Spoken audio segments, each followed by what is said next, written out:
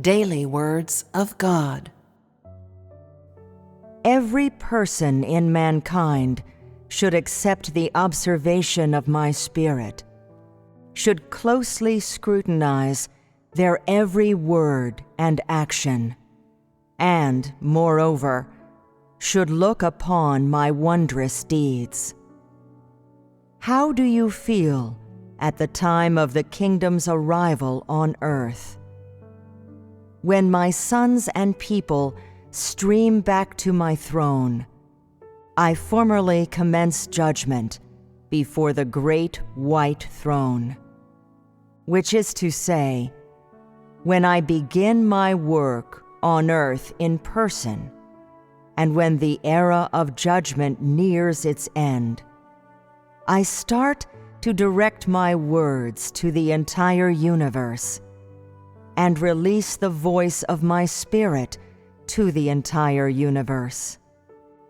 Through my words, I will wash clean all the people and things among all that is in heaven and on earth, so that the land is no longer filthy and licentious, but is a holy kingdom.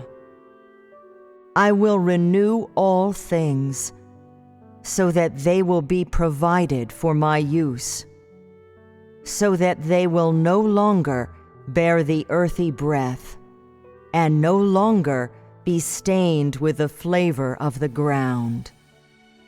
On earth, man has groped for the goal and origins of my words, and has observed my deeds, yet no one has ever truly known the origins of my words, and no one has ever truly beheld the wondrousness in my deeds.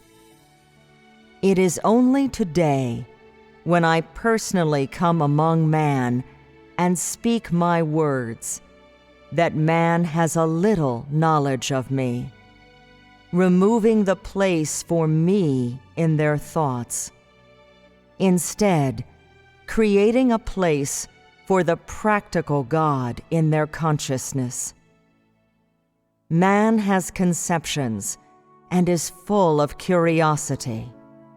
Who would not want to see God? Who would not wish to encounter God? Yet, the only thing that occupies a definite place in man's heart is the God that man feels is vague and abstract. Who would realize this if I did not tell them plainly? Who would truly believe that I indeed exist? Surely without a hint of doubt. There is a vast difference between the me in man's heart and the me of reality, and no one is capable of drawing comparisons between them. If I did not become flesh, man would never know me, and even if he came to know me, wouldn't such knowledge still be a conception?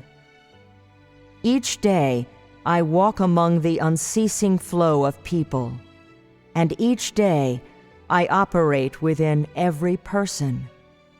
When man truly sees me, he will be able to know me in my words, and will grasp the means by which I speak, as well as my intentions.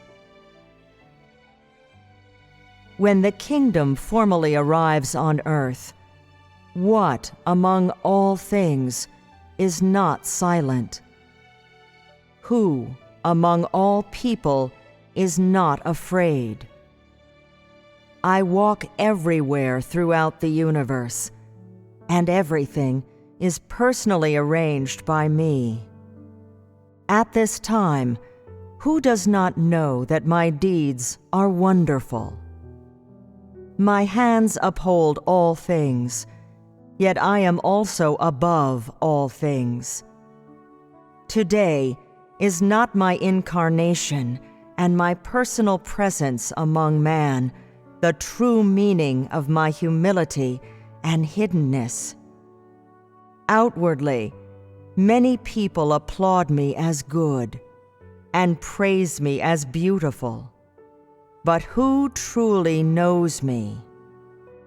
Today, why do I ask that you know me? Is my aim not to shame the great red dragon? I do not wish to force man to praise me, but to make him know me, through which he will come to love me and thus praise me. Such praise is worthy of its name and is not empty talk. Only praise such as this can reach my throne and soar into the skies.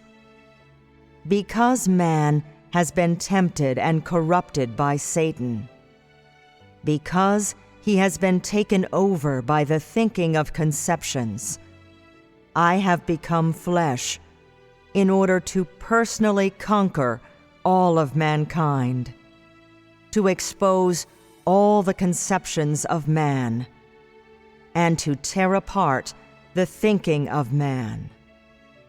As a result, man no longer parades about in front of me, and no longer serves me using his own conceptions, and thus the me in man's conceptions is completely dispelled.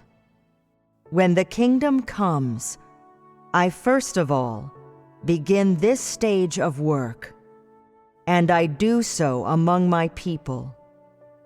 Being my people, who are born in the country of the great red dragon, surely there is not only a little or a part of the great red dragon's venom within you. Thus, this stage of my work is primarily focused on you, and this is one aspect of the significance of my incarnation in China. Most people are unable to grasp even a fragment of the words I speak, and when they do, their understanding is hazy and muddled. This is one of the turning points of the method by which I speak.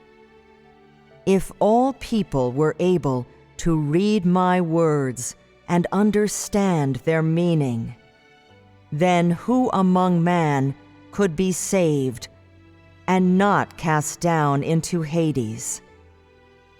When man knows me and obeys me will be when I rest, and will be the very time that man is able to grasp the meaning of my words. Today, your stature is too small. It is almost pitifully small, not even worthy of mention, to say nothing of your knowledge of me.